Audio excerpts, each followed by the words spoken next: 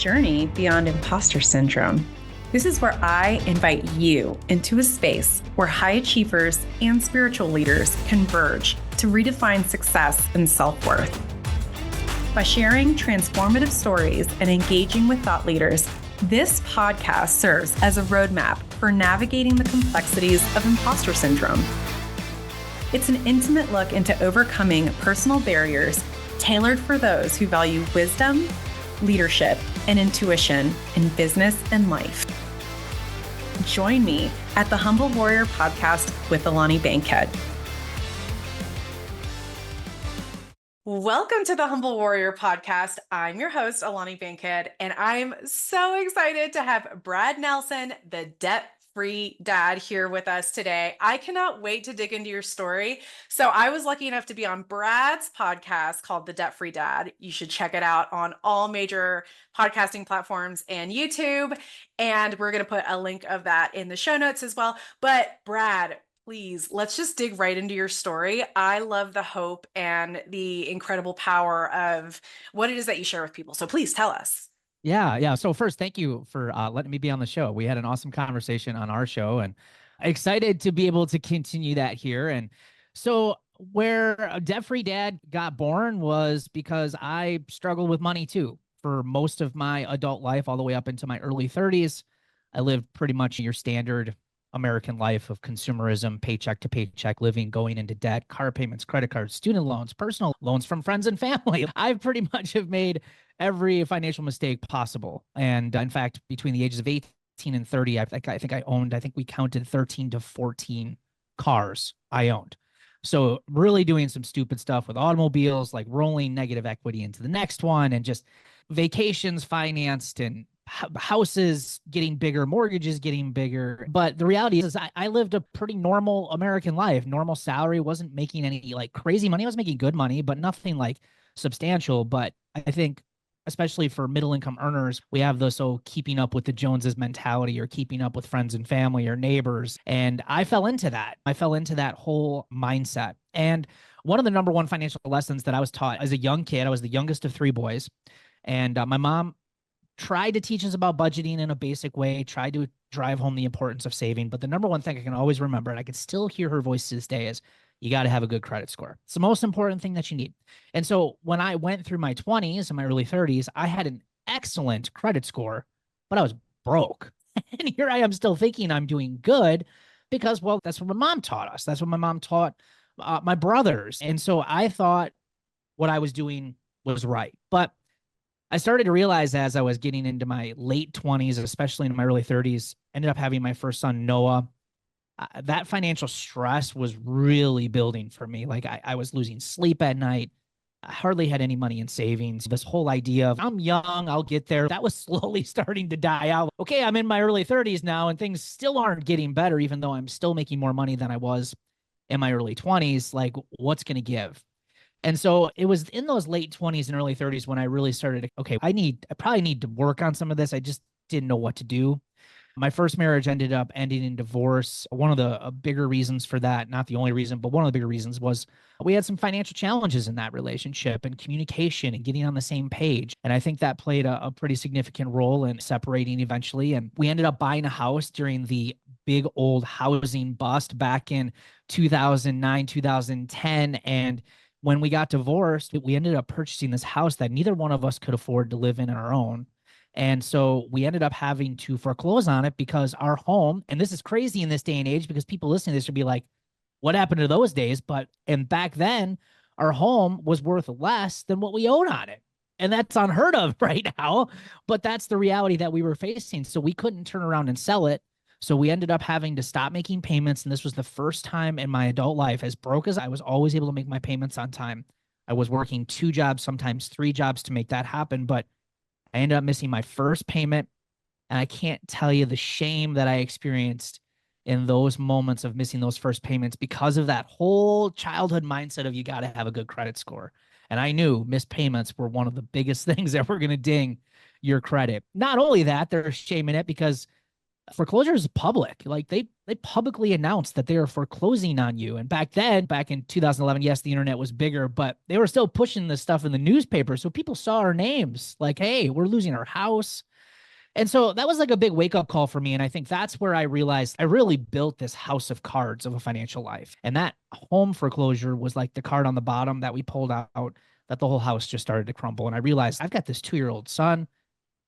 I don't have my shit together. Like, I gotta figure this stuff out. So it was at that point where I really got the motivation. I wanted to do better for my kid. And I also had these dreams throughout those times of wanting to run my own business, of opening up my own thing and doing my own thing. I just never really gave myself the financial opportunity to do that. So those were the two driving, motivating factors in me getting out of debt. And it took some time for me to get out of debt, about 4 or 5 years, obviously with a divorce in the middle, which is costly, and moving and starting over. And I've been debt free now for coming up on 12 years now here in March of 2025 outside of my mortgage. And along the way, crazy enough, this was never on my radar, but people like started asking me for help. And I just started sharing like how life-changing this had been. Like, hey, I don't have any more credit card debt. Like, I'm sleeping. I actually have money in the bank. Like, I feel better. I don't have to work hard. I don't have to work 2 jobs anymore, right? It just changed everything. So I started sharing a little bit of that with people, and people just said, hey, like, I'm struggling with this stuff. What did you do? And so I started just helping people on the side, wasn't even doing it for money. And what people started coming back with months later was that, Brad, this stuff was like really helping me. Not only is my finances better, but like my marriage is improved. I'm parenting better. Like I'm getting raises at work now. And that is the part of it that I really started to fall in love with, was helping people not change their finances necessarily, but really experience that ripple effect of when you have control over your money, what that can do for the other areas of your life. And that's when I got this crazy idea of, hey, I'm debt free. Like maybe I could do this full time. And I started very part time, opened up my business back in 2015. And I started doing one-on-one coaching, eventually opened up our membership site Roots a year later. And I've been doing this now full time for 9+ years. And I can't even believe it when I even tell this story sometimes. Isn't it Like, so awesome? it's crazy. It's crazy to think that's what's all transpired. And I just love it. I love what I get to do every day. And it's a lot of hard work to be able to do the stuff that we do, but it's also, some of the most fulfilling stuff I've ever done in my life, to get messages from people of how life-changing this stuff has been for them. Oh, this is so amazing. I have so many questions. I've been taking mad notes and I cannot wait to dig into your story a little bit more. First of all, that is incredible, just all of it. Yeah, And thank you. I could even hear your energy shift from when you were talking about what it was like to live under the pressure of this debt and like the financial house of cards. And now it's like lighter and more free as you talk about what you've built over the last 9 years, 9+ years, right? And so there's two reasons for my audience why I wanted Brad to have this conversation. Number one is the financial piece is a really great metaphor and example of when it comes to imposter syndrome, something that is visible and we can tangibly talk through where you are, what the knowledge gaps are, because that's what I'm hearing Brad mention, and then how you got to that financial freedom piece. And that actually mimics the imposter syndrome journey as well. Two is on his podcast, we actually talked about when he started this platform of the podcast and these resources and his coaching business and all of that stuff. And it was really funny because I think I'd asked you something like, what was it that drove you and what got you on the stage? And you were like, I was like really nervous. And do you mind sharing a little bit about that? Oh yeah. Yeah. That was, I think I can remember I used to work in the sign industry. So I worked for this company that made all sorts of different signs. I actually went to school for graphic design. So I have a very creative mind. I went to school for graphic design and I got into the sign industry, did that for, I think 13, 14 years. So right out of college. And I can remember going to this job and feeling like I started to get into self-development because I was about to reach debt freedom. I started to be like, okay, what's the next stage of my life look like? Because I loved my job, but it wasn't, I knew deep down inside it wasn't something that I was going to do forever. And I can remember listening to Zig Ziglar calls it the automobile education. And that's what I did back in the day because I had about a 110-mile commute to and from my job. So I was in the car for 2.5 hours a day, sometimes even longer. I'm from Wisconsin. If it's snowing, you're in the car sometimes 3 hours. So I really got my hands on a ton of audio and courses and just all sorts of self-development stuff. And that's when I started to really like start to have this vision of I could really help people with this stuff. But the thing that was holding me back, Alani, is what I just said. I'm a creative person. Like I build signs, I work on the computer, I do art. Like I install a lot of these things. Like I wrap vehicles with vinyl. Like that's the kind of stuff that we were doing. It's like, how could I ever get on a stage or how could I ever do a workshop or teach someone how to do this stuff? Who's ever going to think that I have the credentials to be able to do this? And I don't know what flipped in me. I think early on, and I think I remember we talked about this on my show, is I think it was getting, I guess, a taste of helping someone a little bit at a time is what really started to give me the drive to push forward with this. And it's funny because even today, like I still will struggle with this from time to time. And there's times where we have a workshop that we do live every 3 months, and we've had thousands of people get on this workshop. And I have to sit right before there and say, okay, I need help and they need help. All right. I can do this. All right. And then it's a lot of going back. I'll go back and look through our podcast. I'll go back and read through stories of people that we've helped and go through our Facebook group of our members or even some of our free groups. And I'll start going through some of those people and hearing how effective and how much this has helped them change their life. And that is the stuff that really says, okay, like, yep, you're scared, you're nervous. We're going to do it anyway, because there's people out there that really need help. But even like on TikTok and stuff, like this is a big social media thing. Finance is a very taboo topic. You get on there, people will light you up, right? I mean, and I experience that all the time. There's so many videos that we do. There's people on there that are like, you have no business talking about this, or you don't know what you're talking about, or this is the worst advice I've ever heard. And I still push through that because I know that there are people out there who are just like me, who were looking for that light of what do I need to do. And I feel like I can speak to that because, again, how we are different versus all these other big financial gurus is that we are still normal people. I still drive normal cars. I still live in a normal house. We still have normal life challenges. In fact, I've been through a lot of life challenges that would surprise a lot of people. Let's just put it that way, of the things that I've experienced. And here we still are. We're still debt free. We're still working through it. And we're just here to share our story to help other people do it. And I still feel to this day, even with the economy and the way that it is right now, I still feel middle income, middle to higher income, especially higher income earners can still live a stress-free financial life. It's still something that's. Oh my gosh, you guys, I'm like cheering from behind the mic because did you just hear what he said? You can be the average American and become debt free, like even in this economy right now. Oh my gosh. Okay. I want to go back though, because again, there's so much there that is incredible. So first of all, it sounds like muscled through maybe in the beginning doing these services and putting these events on because the proof of concept maybe hadn't been completely solidified for you. And what it sounds like was the thing that probably flipped the switch for you was you said getting that taste of helping someone. Yeah. And so those tools, and I love that you went back to, it sounds like you have some kind of maybe a folder or something with notes from people where they're like, thank you so much. Because of you, I'm debt free, or those kinds of things. I have one of these too.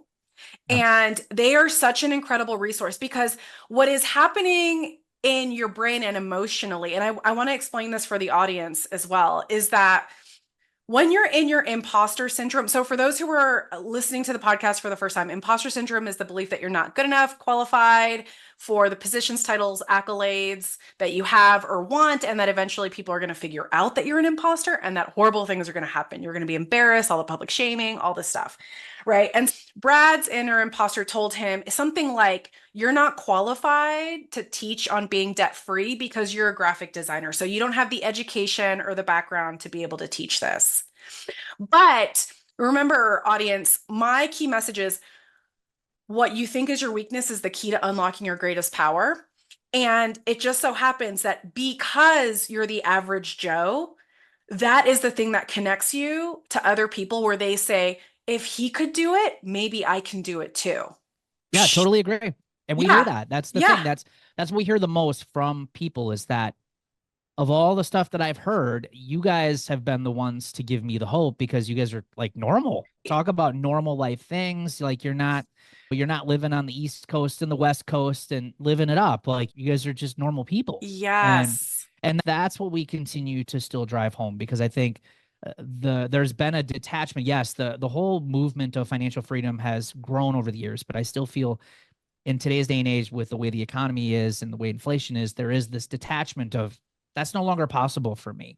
And the reality is that it is still possible. Does it take a little bit more work? Absolutely. Yes, but you can do it. Absolutely. And that highlights another important point of your thoughts create your reality. So if you think that it's not possible, guess what? It's not You've going to be already, possible. yeah, you've already decided. And so another tool is finding people that inspire you. And so if you're going on your financial freedom journey and you have debt, Brad's a great place to start because he's done it. He's an average person, quote unquote. He can show you the way to do it. And that's the first thing that we need to start that journey to overcoming that shame and that guilt, which sounds like it was a really prevalent part of your origin story when it came to debt and finances. And so, in terms of what's happening with the brain, so when you're in survival mode and that guilt and shame mechanism is activated, like it was so often for you when you were in debt, you're so stuck in tunnel vision on you, right? You're like, how am I going to survive till tomorrow? How am I going to pay this bill? How am I going to do that? And you're not able to see the bigger picture. And so, one of the things that this journey has done for you, it sounds, is as you could breathe a little bit more, you did the work to become debt free. And all of a sudden, that tunnel vision was gone and your perspective was open. And you started asking yourself, what's next? That's What's right. next? And what do I want to build? And then we go on to it was super scary getting on stage and reminding myself that I am capable and I've done this and I'm here to teach and help other people, right? Getting out of that internal unhealthy ego that says, stay small, keep yourself protected, and remembering that there's a bigger picture and who are we here to serve? Is ultimately what it sounds like you experience internally. That resonated a lot with me because I had the same thing happen anytime I go to do an operation where I'm like, whether it's like counterterrorism or protecting children from sexual exploitation or whatever it might be, literally to this day, I'll still be like, I want to throw up. And I'm just like, I can Yeah. cancel it. It's my operation. I'm the boss. But I do a lot of the same mechanisms that you do, it sounds. But I want to go back to something that you had said when you were explaining your origin story. So, first of all, based on what you said, what I heard was success when you were in debt. You define that as good credit score based on what mom told you, making money, having a house that maybe like outsiders would perceive as adequate or acceptable or like even fancy. And yet emotionally, you were like, it sounds like feeling suffocated almost by the debt. 100%. Yeah. Yeah, 100%. And so I'm curious if this resonates with you, but it almost sounds like your perspective overall while you were in debt, it wasn't about succeeding, but it was about not failing. So it was like, you cannot be in or have a bad credit score. Having a bad credit score equals failure. Having a good credit score is whatever, right? Making the money. I have to make the money so other people perceive that I'm not failing, but it wasn't really about what does success look like for me. Did I get that right? Yeah, yeah, for Okay. sure. So then for you, now that we've talked a little bit about what success looks like in this season of life, there were a couple things I heard, and I would love for you to expand on it Yeah. because I think it's important for people to see the difference in perspective between fear-based and joy-based decision making. So first you mentioned my kid. What kind of a life do I want to build with my kid? What kind of a legacy do I want to leave? What information do I want to impart on my child? The business that was created was another, it was like it just appeared as an opportunity, and you had the choice whether to take that opportunity or not. And then you started expanding on what other financial opportunities exist for me and my family, and what do we want to build our life out on. So do you mind sharing just a little bit more about what does success, true success, look like for you? I say I can narrow it down to one thing, and that's 100% control of my time. And I think you, once you're debt free and you're willing to figure out what are the material possessions that you need to have in your life, I quickly found out I didn't need to have the best car. In fact, I drove a $3,000 car to get out of debt. That's what I drove. In fact, I just sold. I have a better car now, but I was driving around like a $7,000 pickup truck for I just sold it like a month ago. That's what I was driving for a while. But I stopped like letting material possessions make me feel worthy almost. Like they make me feel good, or like I connected with it. Like that's who made me. And now it's more or less like it's more time freedom. For instance, like with my kids, I love the fact that I get to take them to school and pick them up. I love the fact that I get to work from home, although that can have its challenges at times too. But I love the fact that I have this time freedom and ability to say, you know what, I'm not going to work on this today. I'm going to choose to do this instead. And that's okay. And be able to make different decisions in my life based on what's currently needed. One of the things that we went through as a family about what's coming up on, it'll be 6 years this Thursday, my daughter's birthday. She'll be 6. And she was born with a condition called HIE, hypoxic ischemic encephalopathy, where she lost oxygen at birth.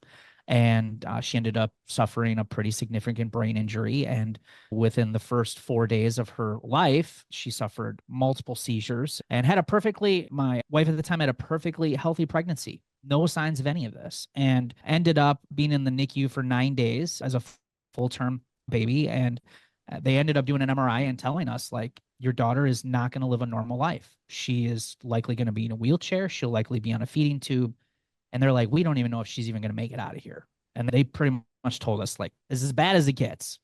And because of the way that we handled our finances and because of the time freedom that we had, it allowed us to take the gas off of the businesses that we were running and focus all of our attention on how do we get this girl the help that she needs.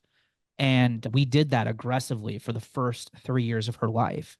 And they told us, like, Avery's never going to be in a normal school. She's never going to dance. She's never going to play sports. She's never going to be able to do any of those things. Happy to say today that she is in kindergarten. She's in gymnastics. She is a typical normal little girl. Like, she's got some challenges. There's no question. She was later diagnosed with left-sided spastic cerebral palsy. And that's mostly what a lot of these brain injuries cause is epilepsy and some of these major disabilities that people can experience. Thankfully, in Avery's condition, it's only affected her left hand and some of her motor skills and things like that.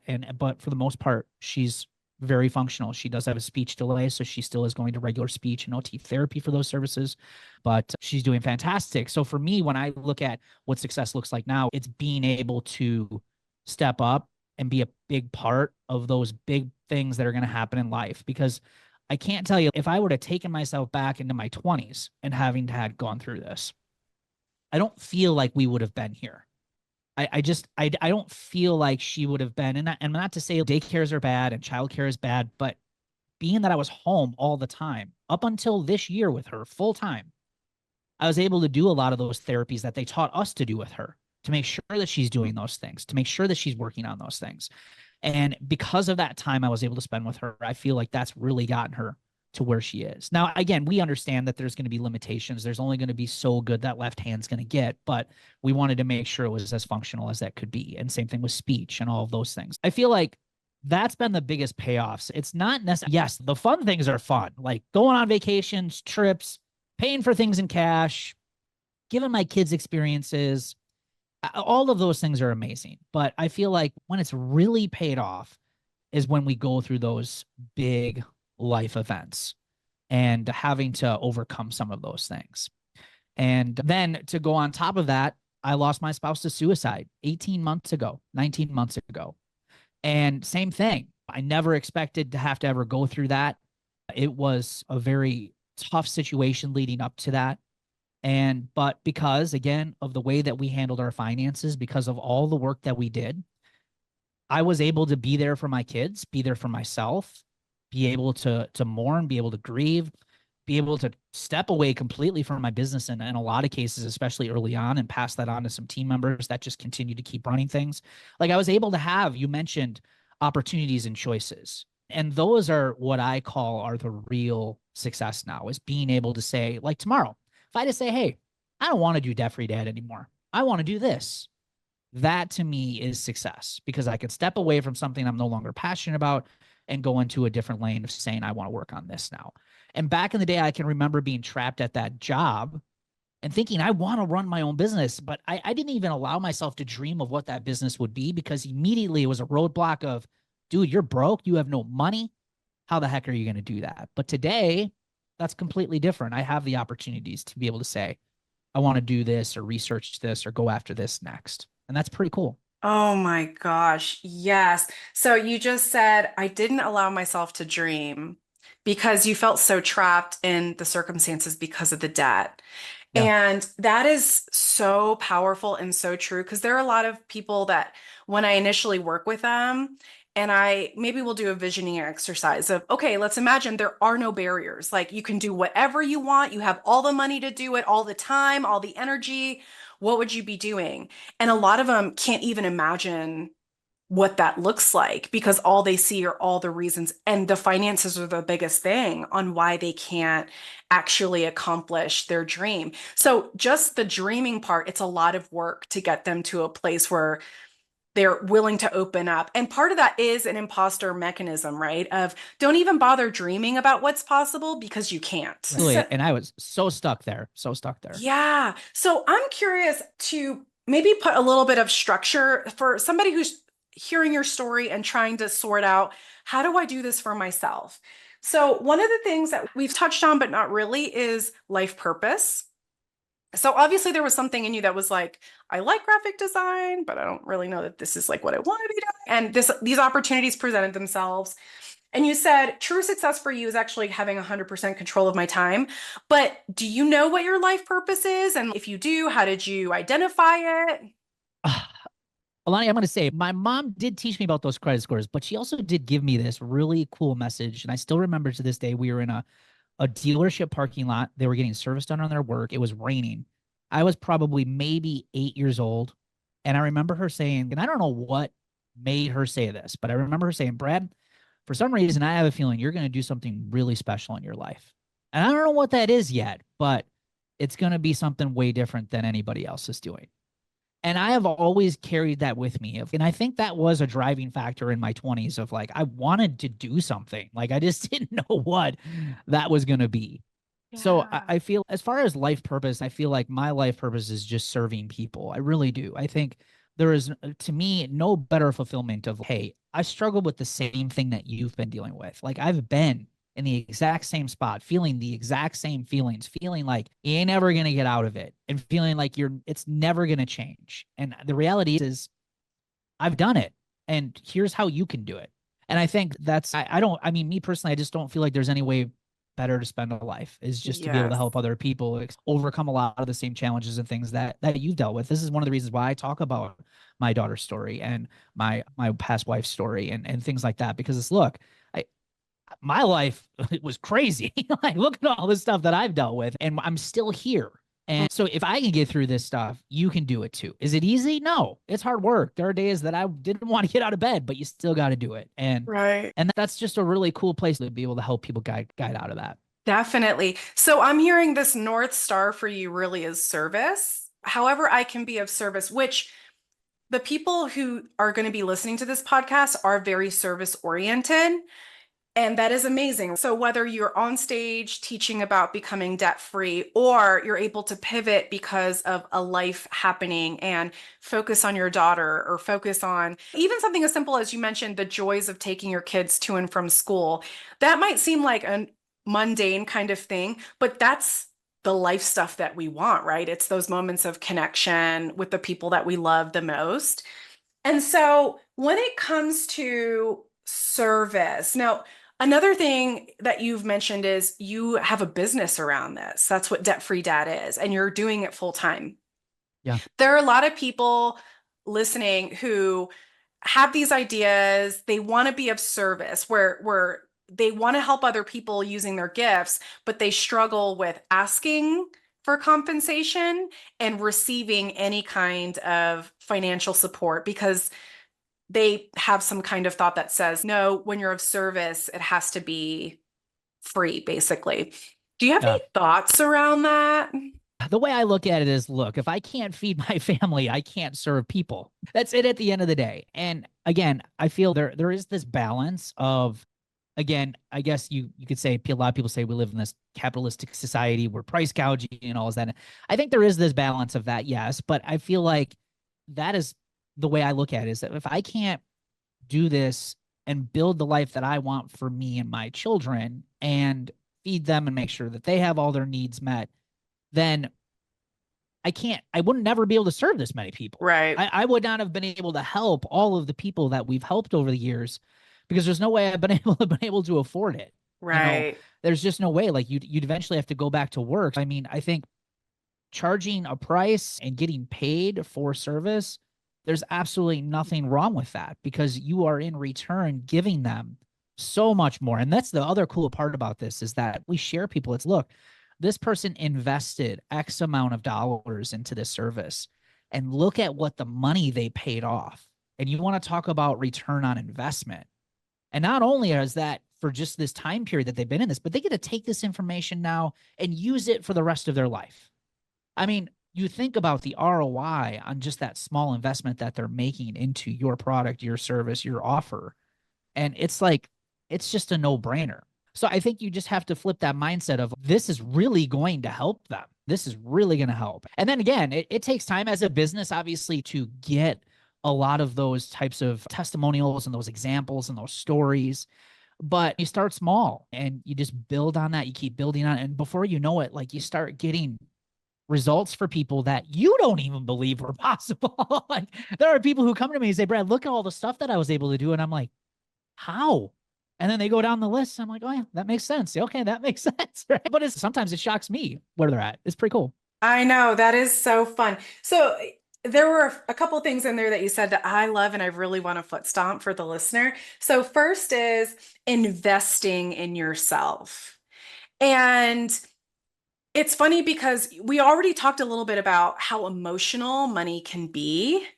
And when it comes to exchanging money for a service, for some people, they get really stuck on that element of, I can do this myself, or I can figure it out for free, or whatever it might be. But money is a tool to build the life that we want. It Correct. has been one of the big themes that you've mentioned. So whether it's having 100% freedom to do whatever you want with your time, the point is that services like yours are really important because it shortens your timeline to success. So like, maybe you could do it and you probably could pick up a book for 12 bucks and figure it out on your own, but it's going to take a lot longer. And you Yep. yourself had even mentioned, I think you said it was 4 to 5 years from when you started your debt-free journey till when you became debt-free. Yeah. And the cool So part, Alani, is we have people crushing what I did.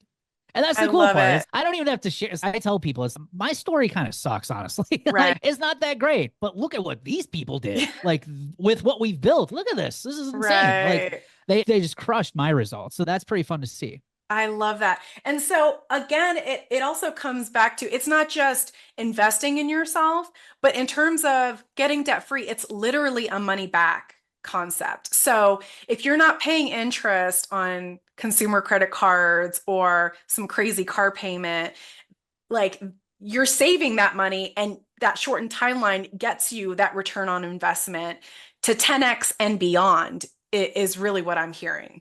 Yes. Yeah. And I think coming up with those examples inside whatever offer or product that you have is so moving for people to show them, like, hey, like, one of the big things that I'm big on here is, yes, could you go on YouTube and figure out how to do a budget? Yes. Could you go on YouTube and figure out how to build an emergency fund? Yes. We teach this stuff for free on our podcast. Like, it's free. Go out there, watch the Debt Free Dad podcast. We'll show you how to get out of debt. We'll show you exactly everything you need to know. But where most people fail is the support and accountability and doing the work that needs to be done. And so that is what we offer, is support and accountability to do the work that you need to do. And that's what most of us stink at, is consistency. Like, we're just very poor at holding our own selves accountable. In fact, the American Training of Society and Development did a whole study on this, and they found that 95% of people are more likely to achieve their goal if they have set accountability appointments within their life. 95% chance of a complete, oh, you can't ignore that. I mean, it's crazy, that statistic. So think about how can you set up accountability with whatever you want to do. And I think that's why I think what we do here at Debt Free Dad has been so effective. It isn't that we're teaching some new magical budgeting method, or it's because we're teaching some people some new magical financial secret that nobody knows. No, we're teaching the same financial principles that have been taught for generations. All we're doing is just giving people support and accountability to do the work. Yes. And that's the difference maker. Ah, that is so good. So I'm going to have to get that little tidbit on that study and include it in the show notes, because so critical. So the principles are not new, but the support and the accountability is the secret sauce. And I can definitely attest to this as well, because there's something magical about being in community or meeting with someone one-on-one where they're like, oh yeah, you think that's bad? Guess what? Me too. And maybe my story was worse. And then, so first, we're releasing the power that guilt and shame has over us a little bit when you're in community and you're experiencing other people who are in that same space. It really drives me nuts how money is such a taboo subject, because so many people struggle with it.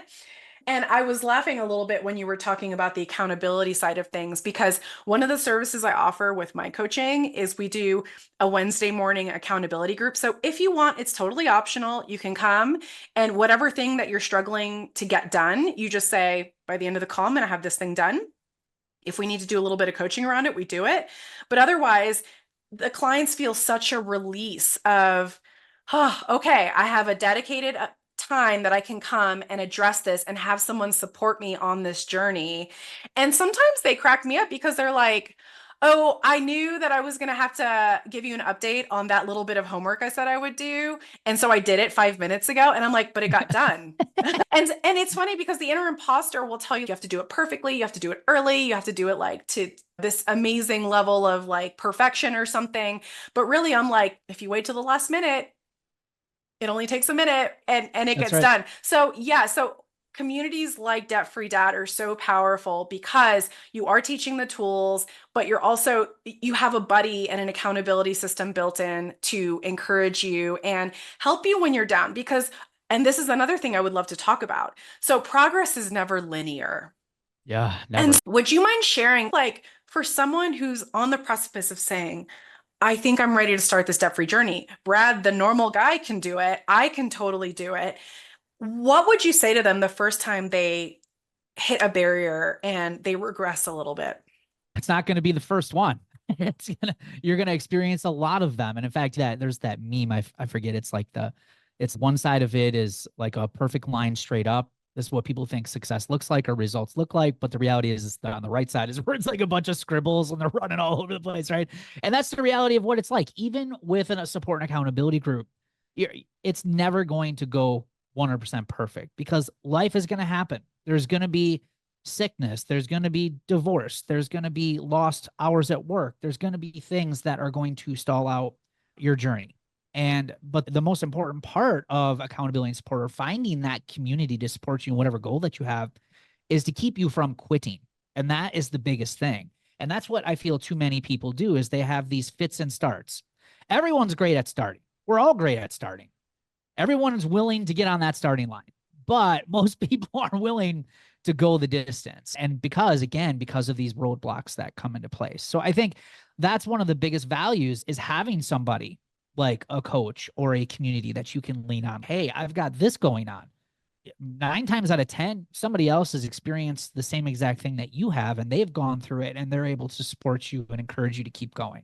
There's no better value than that, and knowing that you're not alone. Because again, as you mentioned, when it comes to what we do, finances are so taboo. We tend to put ourselves on this island, like we're the only ones who have all these challenges and these issues. And we get this almost victim mentality of, poor me, I'm never going to get out of this. And the reality is, so many of us have had a lot of the same types of things happen. And now being able to harness and hold on to other people and grab their coattails, so to speak, and have them pull you through.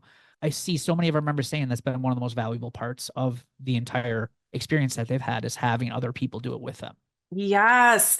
And I love that. So, on top of the consistency and the accountability, it's having that support to help you go the distance and knowing that you're going to fail, you're going to mess up. But embedded in there also, it sounds is there's always an opportunity to learn and grow, right? So, I know for me, when I regress into a behavior that keeps me safe, and I listen to my imposter syndrome and I don't show up powerfully, now I can ask myself, okay, what's going on internally that is causing this? And what do I need to shift with that? And there have been some crazy breakthroughs just in asking that question because you realize it, of course, everybody's going to regress. If we were to flip the roles and someone else was coming to me talking about how they messed something up, of course I would be gracious. Of course I would be merciful. Of course I would Yeah. encourage them, but we can't do that for ourselves. So having someone to do that with you is really powerful. Now, I would love to switch topics a little bit and go back to something that you said earlier about this interaction that you had with your mom. You've mentioned a couple so far. And so, first, it highlights the importance of these core thoughts and these beliefs often originate in our childhood with Yeah. something that we're told or something maybe happens to us, and we carry that on. Now, obviously, at the time, your mom was doing the best she could and saying, focus on your credit score, make sure your credit score is good. And it became a little bit of a crutch for you. And so I think that's important to highlight. Things happen to you, or maybe you get information that you interpret a certain way, or maybe a belief could support you for a long period of time. And then one day it stops supporting you. And now it's an opportunity to shift mindsets. Only we can take responsibility for our personal growth at the end of the day. But then you said you were at this dealership and you had this interaction with your mom where she said, I think you're actually going to do something really special. And so, pardon me, I'm going to go a little bit woo for a second because I could feel that connection on an ethereal level of this was a really special moment between you and your mom that stuck with you to this day, where Yeah. Hmm. she said this thing and something inside of you said, that's true. And so here you are doing this work. So spirituality is an important topic that we talk about, and it's more from the sense of you don't have to be religious, but understanding that the impact you have might not be quantifiable, or connection with people that we have is something that science can't necessarily explain. So for you, how would you articulate what happened in that moment with your mom and how that carried forward for you now? I think it's just something from a relationship standpoint. Me and my mom were very close, extremely close. And so having someone like that in your life say something so profound to you, I think immediately has a big impact on you. That's just the way I think it can be that simple, honestly. And I have carried that belief throughout. And again, I think that is the thing that always had me saying there's something more for me out there. Even though I wasn't actively pursuing it, it was always in the back of my mind of there's something more. There's something more. And even today, I still feel it. Like that is a driving force of I'm going to keep on going. And maybe, again, that's something that has helped me overcome a lot of the obstacles and things that I've experienced in my life is that I feel like deep down inside, there is something more. And even you talked about this whole linear path of success and progress and even running a business. It's hard. I've had to go through so many challenges in our business and just understanding. And I take my journey of getting out of debt the same exact way. It's like, look, dude, you've experienced a lot of the same stuff in getting out of debt. Business, it's just a different thing. It's just we're going to apply the same thing. We're just not going to quit. We're going to keep moving forward. But I feel like deep down, and that has been a driving thing for me, is that I'm meant to do something special. Now, what does special mean? I don't know. I don't know anybody else is doing what I do. So to me, I think that's pretty special. Or when I get an email from a single mom that says, Brad, I no longer am stressing about my money. That's pretty darn special. So I think for me, I think that's been the biggest thing is that because my mom was such an important part of my life, what she said it just had a big impact on me. I guess maybe started that belief of I could actually do something way different and super cool. And she was one that believed that could happen. And I think maybe, and maybe I'm getting a little on this too, is you just need that one person sometimes just to say, hey, you can do this. And I think going back to that community and surrounding yourself around people who are going to give you of that little boost or that vision of this is totally possible. Yes. Oh my gosh. So I'm noticing a pattern with you of you're in a circumstance that maybe you don't necessarily know how to get out of. You feel a little bit victim to it. And then you activate this curious element of yourself where you say, could I do that? Is that possible? What does that look like? And so with the financial journey, it's an easy thing because you went from issues with being upside down in your house and working two or three jobs and feeling the weight of the debt to being debt free, having a business, having control over your time. But then there's this gap in between of, but there's so much to overcome. And this is what people's imposter syndrome will point to is I know you want to do this, but that's like impossible. And so I know you've touched a little bit throughout the conversation about it takes time and energy. Like it takes years to do this. For some people, it's faster. But what would you say for someone who's just starting to have hope in a mechanism or try something? What did you Yeah. jumping that gap look like for you practically? Yeah, I think one of the best books that I've read, and I still love, I mean, it's probably my favorite still to this day, is called The Compound Effect by Darren Hardy. And the whole preface of the book is to break everything down into super small steps and just focus on the next step ahead. And this is exactly the same methods that we teach in helping people get out of debt. It's okay, we just added up all of our debt, and yeah, it looks like it's a lot, but we're not going to focus on all that right now. We're going to focus on taking the next step that we need in order to attack that. And that's all we want you to focus on. And then when we're done with that one, we're going to focus on the next one and then the next one. And before you know it, over time, you've began to create this little tiny staircase of success. Yes, that wanders all over the place a little bit, but hopefully with positive progress, you're starting to see an upward pattern that everything's going up. And it takes time to build that. I tell people all the time, it's don't, like when we do a workshop, don't look at me and say that's impossible because I'm on like year 15 of doing this and you're just getting started.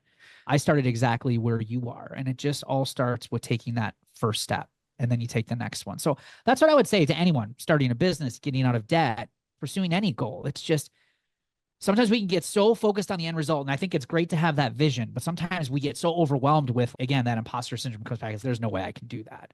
But if we broke it down into smaller steps and say, okay, let me just do this.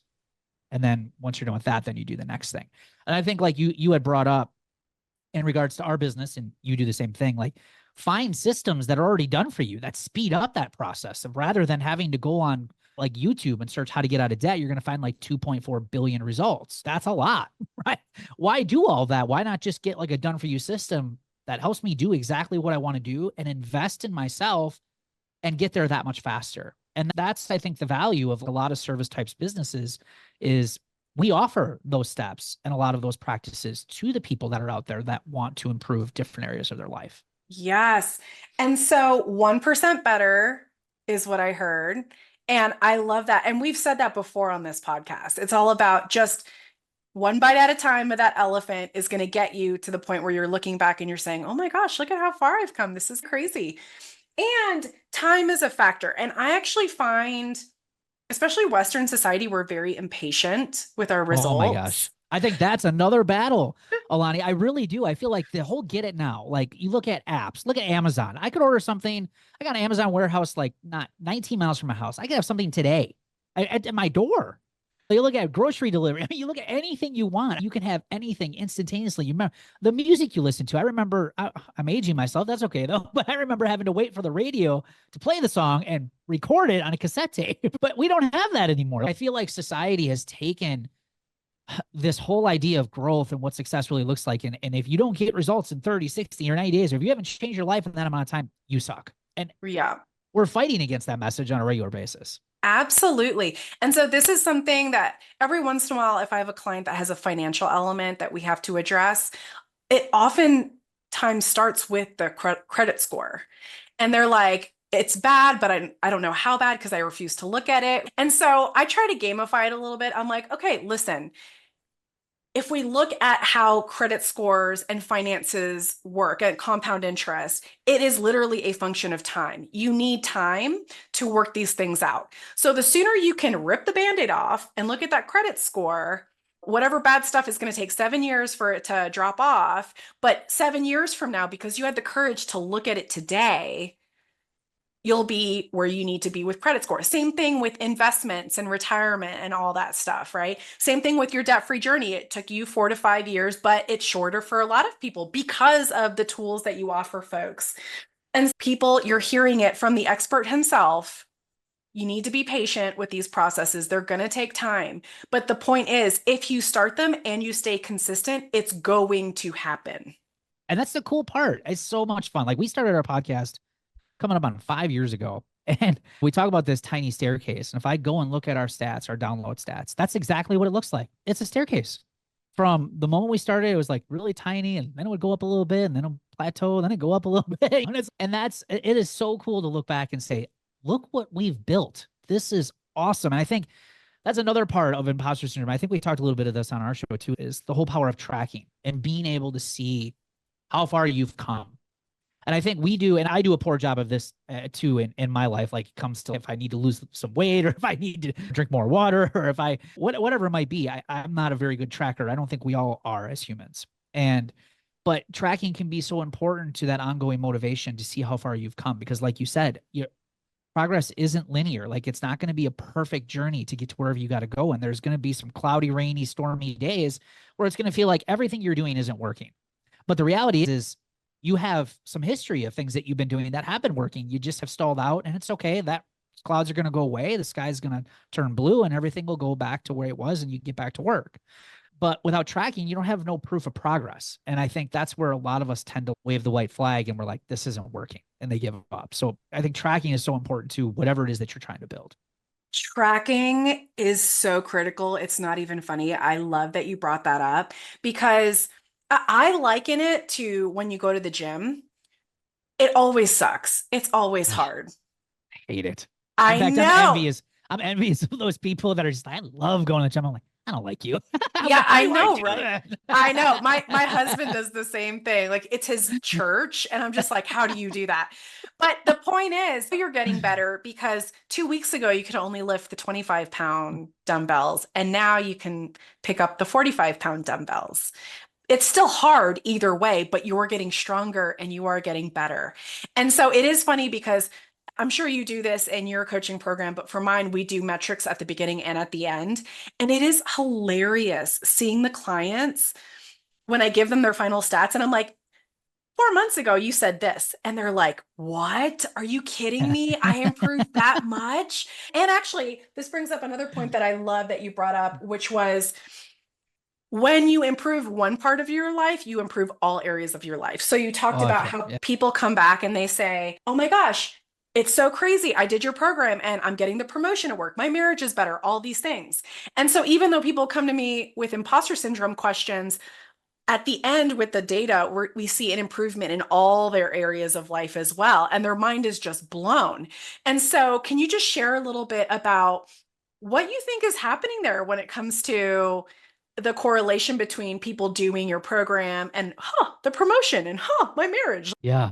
I think when it comes to finances, and you're speaking to it too, it's like imposter syndrome is a big part of it too. But I think when it comes to finances, it is it's easy to sit here and say that money is the most important thing, because if you put money at the middle and how much it connects to your relationships, it connects to your parenting, it connects to your career, it connects to your mental health, it connects to your physical health, it connects to your social life, it connects to so many different areas. So I don't think people truly quite understand the underlying effects it can have on those areas, because all they're focused on is this is just financial stress, but they're not understanding like it's causing all of this other stuff. And so for us, I think it's amazing to see when people come back to that. But I think that's where, for me, I tell people, if you improve your finances, like, your marriage will improve. You'll be amazed at how much it will just improve. And I think, again, it's because of all of how it all intersects with each other. And it's not to say that money is the most important thing, but when you have control over your money, it allows you to focus the most important things.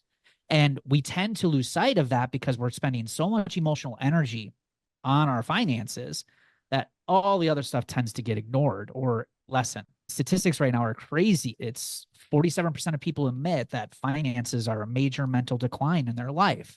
It is the top stressor here in the United States right now, and it has been for quite some time. They just did some research study out in Europe, I believe, and they had said that financial stress causes more physical ailments than things like bereavement, and just it's some nasty stuff. And I just don't feel like people really make a lot of those connections of how much that money can really affect their life. So it's like once that improves, it's just like this automatic level up in life. Like you go from little Mario to big Mario, and even throwing the fire, right? Seriously. And it's just so cool to see people come out of their shells and saying, I just had a person comment today. They've been in our program for some time, and they said that they sold a piece of real estate, and because they did that, they knew exactly what to do with the money and where it needed to go based on the goals that they had. And they're like, I can't thank this group enough for this, because there is no way that I would ever be here in this position now in my life, getting ready to retire. And she's like, there's not enough words to describe how much appreciation I have for it, because it can be just that life changing. So clarity is another big outcome. So having that clarity of, I know exactly what I need to do. There's no question, and I'm not overthinking, and I'm not going down wormholes. And so I'm not expending all this extra energy unnecessarily when I could very easily move on to things that actually really matter, which is time with my family, and what are we working towards? What are we building, rather than what do we not know? And I know that overthinking plagues so many people. And so getting clear on the basics of being debt-free and building wealth and using money as a tool is something that you work towards with your clients, which is incredible. I wish we had more time. I could keep talking about this topic for forever. And so we want to make sure to, again, point people to your podcast, which is Debt Free Dad. It's available on every major podcasting platform, and your website, www.debtfreedad.com. Last question. Correct. Yeah. Do you have any parting words for the audience today? Man, in all my experience, I would just say your dreams are really worth it. They really are. And it's a lot of hard work. It isn't easy. You're going to have to do a lot of things that a lot of the people around you ain't going to do. You're going to be an outcast, so to speak, in some ways, but you're worth it. And I think that's the thing that I had to realize too, is that I was worth the work to get out of debt. I was worth the work to do all of this, to be able to get to where I am today. And still not exactly where I want to be, but it's worth it. So just do it. Just do the work. Yes, you have to face a lot of fears. It's hard. I still do it today. But it's worth it, because on the other side of that is some pretty cool stuff that really helps you overcome a lot of those fears moving forward. Oh my gosh, I love that so much. Thank you for sharing those parting words with everybody. Thank you so much for joining us today and for encouraging us today. So guys, literally anybody can get out of debt. You have no excuses. You have Debt Free Dad telling you the average middle class person can do this. And so my key takeaway is worthiness is at the core of everything.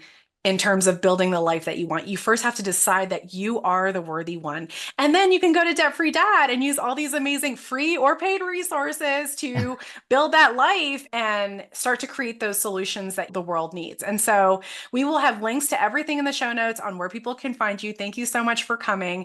And for my audience, if you are looking for other resources, if you're curious what your life purpose is, check out my life purpose exercise freebie on my website, www.mightysparrowcoaching.com. It has video prompts to help guide you, and you can check out my best-selling book, The Least of Us: How Your Imposter Syndrome Points to Your Greatest Power.